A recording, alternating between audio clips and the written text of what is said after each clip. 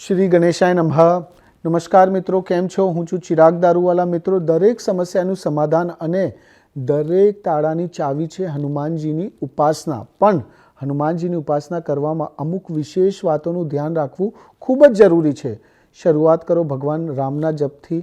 થોડા સમય માટે ભગવાન રામના જપ કર્યા પછી હનુમાનજીની ઉપાસનાની શરૂઆત કરો। એમાં પણ સૌથી પહેલાં હનુમાન ચાલીસાનો પાઠ કરો, કારણ કે હનુમાન ચાલીસા એ હનુમાનજીને એમની ભૂલાઈ ગયેલી શક્તિઓને યાદ કરાવવાનો પાઠ છે।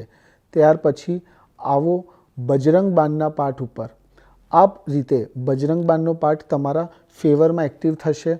ત્યારબાદ અંતમાં થોડા સમય માટે શ્રી રામ જય રામ જય જય રામ।